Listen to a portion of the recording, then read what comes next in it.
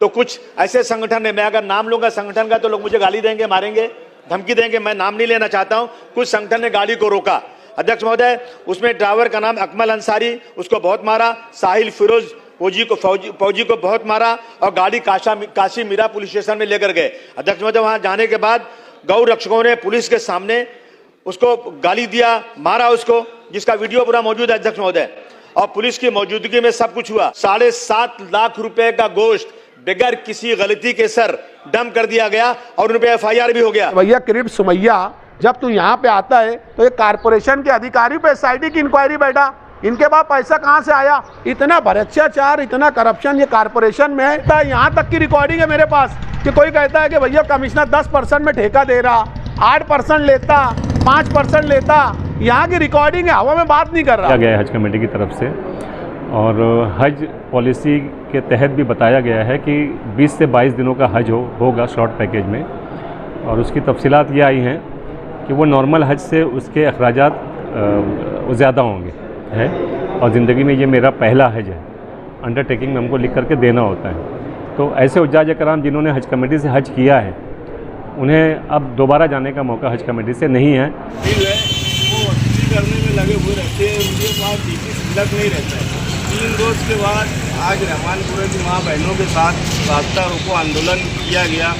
इसका नतीजा ये निकला कि उन लोगों को फौरी तौर पर DP मंगवा कर भेजना पड़ा। मालेगांव कारपोरेशन का कमिश्नर जो है वो महाराजाओं जैसा, बादशाहों के जैसा, नवाबों के जैसा अपने ऑफिस में बैठा रहता है कि मेन रोड पर 6 इंच का पाइप डाला गया है, वहाँ से आसपास की गलियों का पानी आएगा ड्रेनेज में, तो क्या 6 इंच से बह पाएगा क्या वो? उसके लिए तो 24 इंच 36 इंच चाहिए। अंडरग्राउंड गटर इन्होंने देखा नहीं है क्या? अंडरग्राउंड गटर में तो फिल्म की शूटिंग उतर चुकी है, इतनी बड़ी बड़ी होती है।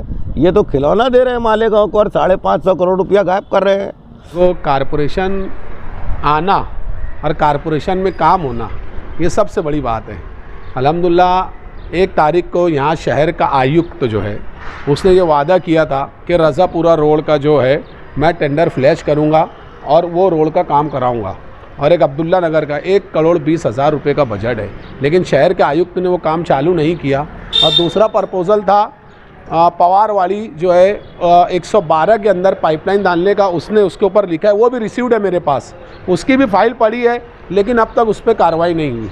LED लाइट के ताल्लुक से भी 2-3 दिन के अंदर वो काम हो जाएगा। मुझे एक बात ये समझ में नहीं आ रहा कि ये बजट कमिश्नर जो है अपने घर लेके जाएगा क्या?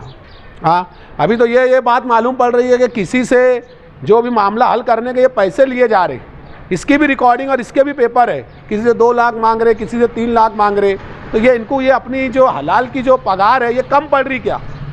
शहर के आयुक्त को और शहर के अपने कारपोरेशन के कर्मचारियों को ये पगारें कम पड़ रही, जिसके अंदर ये भ्रष्टाचारी कर रहे। मैंने अभी सरकार को एक लेटर लिखला, और जब किरीट सुमैया यहाँ पर आता है, जबकि उसका यहाँ कोई राइट ही नहीं है, कोई हक नहीं है, और कमिश्नर जो है उसके पीछे गाड़ी लेके दुम हिलाते हुए जो उनके पीछे भागता है, तो ये सही बात है क्या? ये सही बात है कि आप मुझे ये बताओ, किरीट सुमैया का यहाँ कोई राइट नहीं है जन्म दाखिले मामले में काली करना, एक बांग्लादेशी एक रोहिंग्या नहीं मिला, ये मुतालबात भी मैं लेकर आया था कि एक नहीं मिला, कमिश्नर घबराता क्यों है? तो मैंने ये कहा कि भैया किरीट सुमैया, जब तू यहाँ पे आता है तो ये कारपोरेशन के अधिकारी पे SIT की इंक्वायरी बैठा, इनके पास पैसा कहाँ से आया? इतना भ्रष्टाचार, इतना करप्शन ये कारपोरेशन में है। यकीन मानो अगर इस पर सही से कार्रवाई हो जाए ना, तो ये सारे के सारे पैसे आवाम के सामने आ जाएंगे। मैंने ये जो है सरकार को मैंने एक लेटर लिखा, उसके अंदर मैंने ये डाला कि ये SIT की इंक्वायरी कारपोरेशन अधिकारी पे होना चाहिए। और दूसरी बात, यहाँ पे ठेकेदारों का सम्मान किया जाता है। यहाँ ठेकेदारों की कमी नहीं है, कोई 10% देता है। यहाँ तक की रिकॉर्डिंग है मेरे पास कि कोई कहता है कि भैया कमिश्नर 10% में ठेका दे रहा, 8% लेता, 5% लेता। यहाँ की रिकॉर्डिंग है, हवा में बात नहीं कर रहा। तो इसका जिम्मेदार कौन? अरे भाई तुम, और एक ऑफिसर पे 4 3 चार्ज देने की ज़रूरत क्या है? आज शहर के नौजवान बेरोजगार हैं, भर्ती के नाम पे भी पैसा ले रहे हैं लोग, टीचरों के साथ इस्तेसाल करते। आज टीचरों के लिए भर्ती के नाम पे जब ये किसी को ज्वाइन करते हैं तो उसके लिए लाखों रुपये लिया जाता। तो ये कमिश्नर क्या कर रहा? उसके बाद जब पूछो तो काले मैडम बम्बई मीटिंग में है, ये जो है नासिक मीटिंग में है, और शहर के अंदर इस तरीके की हालत है, यकीन मानो शहर के अंदर कोई ऐसा रोड बता लो जो गड्ढे से पाक होगा, एक भी रोड ऐसा नजर नहीं आता। इसकी वजह क्या?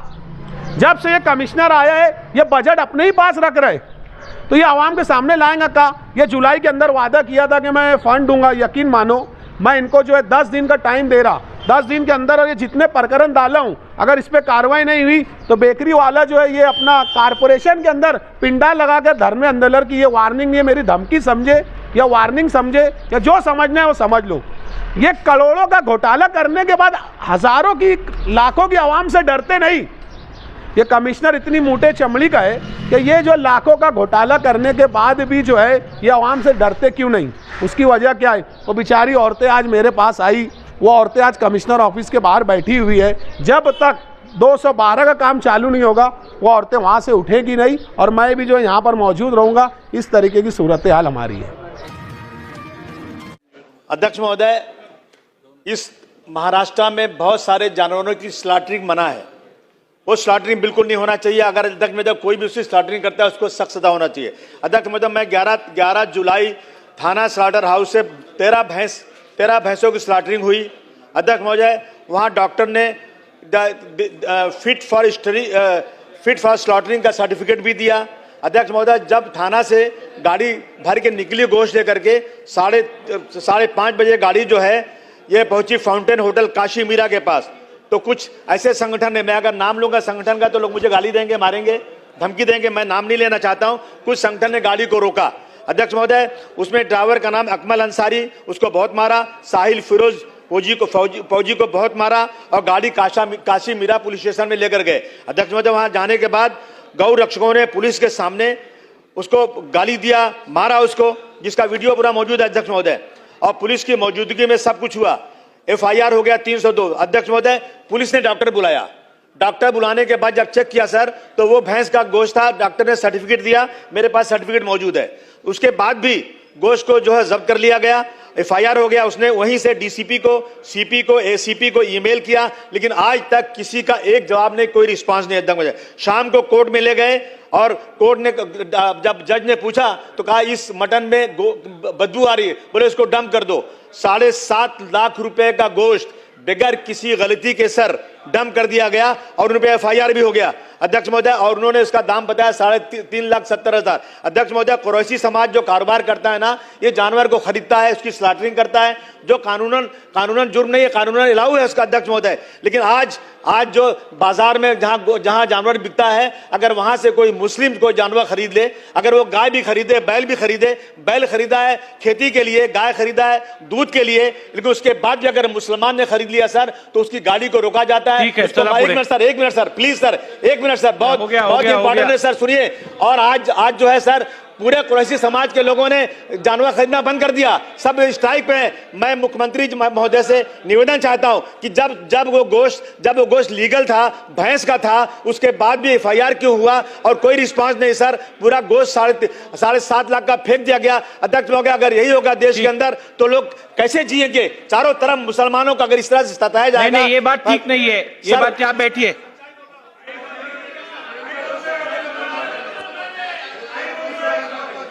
चलिए ठीक है, नोंद घेतली। बिस्मिल्लाहिर्रहमानिर्रहीम। हज 2026 के लिए बाकायदा हज कमेटी ऑफ इंडिया ने ऐलान किया है कि 7 जुलाई से हज फॉर्म की शुरुआत की जा रही है और आखिरी तारीख जो होगी वो 31 जुलाई होगी। और अल्हम्दुलिल्लाह हज फॉर्म जो है गुज़िश्ता साल की तरह ऑनलाइन फॉर्म भरा जा रहा है और हज 2026 के ख्वाहिशमंद अफराद जो है जौक दर जौक ऑफिस पर हमारी आ रहे हैं। 2026 के लिए नई हज गाइडलाइन के अंदर कुछ चीज़ें नई इंट्रोड्यूस कराई गई हैं। नॉर्मल हज के साथ शॉर्ट पैकेज भी इंट्रोड्यूस किया गया है हज कमेटी की तरफ से, और हज पॉलिसी के तहत भी बताया गया है कि 20 से 22 दिनों का हज होगा शॉर्ट पैकेज में, और उसकी तफसीलात ये आई हैं कि वो नॉर्मल हज से उसके अखराजात ज़्यादा होंगे। और ये है कि अगर कोटे से ज़ायद, क्योंकि एक पहली मर्तबा ये होने जा रहा है तो एक लिमिटेशन होगी एक कोटे की, अगर उससे ज़्यादा एप्लीकेशन आती हैं तो उसमें कुरानंदाज़ी होगी। जो लोग बच जाएंगे उन्हें नॉर्मल हज में शिफ्ट कर दिया जाएगा। दोबारा हज करने वालों के लिए क्या गाइडलाइन है? हज कमेटी की जो गाइडलाइन है उसके मुताबिक ज़िंदगी में हज सिर्फ़ एक मरतबा किया जाना है और उसमें एक अंडरटेकिंग होता है। अंडरटेकिंग हर हाजी को देना होता है, जिसमें यह लिखा होता है कि हज कमेटी और अनदर जो ज़राए हैं, किसी भी ज़राए से मैंने हज नहीं किया है और ज़िंदगी में ये मेरा पहला हज है। अंडरटेकिंग में हमको लिख करके देना होता है।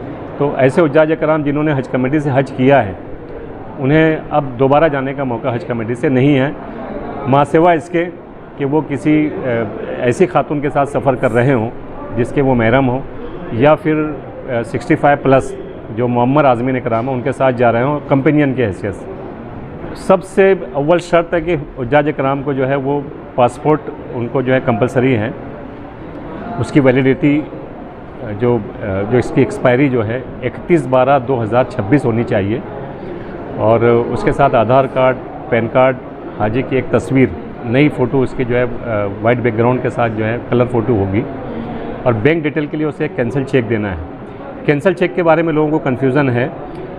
इस बारे में हम बताना चाहते हैं कि एक कवर में अगर 5 अफराद है, 3 अफराद हैं, 2 अफराद हैं, तो जो उसका मेन अप्लीकांट होगा उसी का बैंक डिटेल के लिए उसको एक कैंसिल चेक देने की ज़रूरत है। सबके अकाउंट की डिटेल देने की ज़रूरत नहीं है। 65+ आज़मीन के बारे में यह है कि जो ऐसे आज़मीन कराम जिनकी उम्र हज़रात है 65 साल के, तो वो कवर को जो है प्रेफरेंस के साथ उसको मंजूर किया जाएगा। ये कैटेगरी गुज़िश्ता साल भी थी 65+ वाली। इसमें यह है कि वो कवर 2 लोगों का होता है। 65 साल के अफराद के साथ जो है वो गैर 65 जिसकी जो उसका जो कंपेनियन होगा उसको जो है मौका होता है साथ में जाने का। अगर 2 अफराद ऐसे हों जो एक फ़ैमिली में जो 65+ हैं तो वो कवर 4 का बन सकता है कि उनके साथ 2 लोग जा सकते हैं। हज फॉर्म के लिए हम लोगों ने जो खिदमत हुज्जाज कमेटी मालेगांव में रोज़ाना शाम को 6 बजे से आज़मीन कराम को बताया है कि शाम 6 बजे से हमारे यहाँ पर जो एक रिवायती जो हमारा जो सिस्टम है, एक बाकायदा एक पूरा स्ट्रक्चर है, पूरी टीम है, जहाँ पर हमारे जो है आपने अभी देखा है यहाँ ऑफिस में आकर के भी कि हम लोग जो इब्तिदाई जो है हाजियों से डॉक्यूमेंट्स मंगाते हैं और उनका एक पर्टिकुलर डेटा एंट्री उनकी करने के लिए एक टेबल होता है। उसके बाद जो है उन्हें अपने एक टोकन नंबर देते हैं और हाजी का जो उसका व्हाट्सएप नंबर होता है उस पर एक OTP जाता है और OTP आ जाने के बाद जो है फॉर्म हम लोग जो उसको कंप्लीट करते हैं और ये ऑनलाइन फॉर्म हज कमेटी की हिदायत के मुताबिक मुकम्मल किए जा रहे हैं। अभी तक अल्हम्दुलिल्लाह जो है 100 से ज़ायद अफराद हमारे पास दरख्वास्त कर चुके हैं और मज़ीद मामला जो है मतलब हाजियों के जो है वो कामकाज जारी है। इस मरतबा जो चूँकि हज बहुत पहले शुरू हुआ है, हज का कामकाज बहुत पहले स्टार्ट हुआ है, तो पासपोर्ट की दिक्कतें हैं। लोग जो है मतलब उनके पासपोर्ट तैयार नहीं हैं। लोग जो है पासपोर्ट ऑफिस में जो है उनको डेट्स नहीं मिल रही है, इसको लेकर के लोग परेशान हैं। इसकी इत्तला हमने हज कमेटी को भी की है। हज कमेटी ने बताया कि सऊदी गवर्नमेंट वजारत हज ने जो एक्शन प्लान बनाया है उसके मुताबिक ही सारे कामकाज हो रहे हैं। इसीलिए जो है डेट जो अनाउंस की जा रही है फॉर्म भरने की वो 31 जुलाई रखी गई है और 31 जुलाई के बाद कुरानंदाज़ी होगी। पहली किस्त जो है वो 1,50,000 रुपया फ़ी हाजी अदा करना होगी। हमारे यहाँ से हम दरख्वास्त करते हैं हुज्जाज कराम से कि एक मिजाज बना हुआ है हमारा कि तारीख बढ़ती है और इसको लेकर के हम जो है वो आखिरी वक्त में आने की कोशिश करते हैं।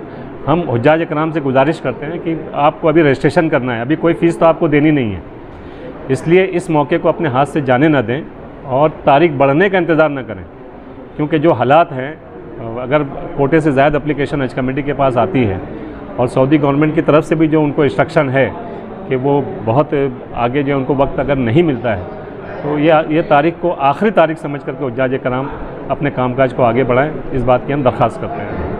हज 2026 के लिए हज कमेटी का जो फॉर्म जो इंट्रोड्यूस कराया गया हज कमेटी की तरफ से, तो पहली मरतबा हज कमेटी ने उसमें एक क्वेश्चन पूछा है हुज्जाज कराम से कि क्या वो कैटरिंग लेना चाहते हैं और जो लोग भी उसको यस करेंगे फिर हज कमेटी वहाँ की जो कैटर कंपनीज़ जो होती हैं उनसे एग्रीमेंट करेगी या अगली जो प्रोसीजर जो भी आएगा उसके बारे में इत्तला करेगी। बहरहाल ये खुश आइंद बात है क्योंकि अजीज़िया में जो लोग सफ़र कर रहे हैं वहाँ बकाला की कमी, रेस्टोरेंट की कमी होती है और हुज्जाज कराम इस बात को लेकर हमेशा परेशान होते हैं।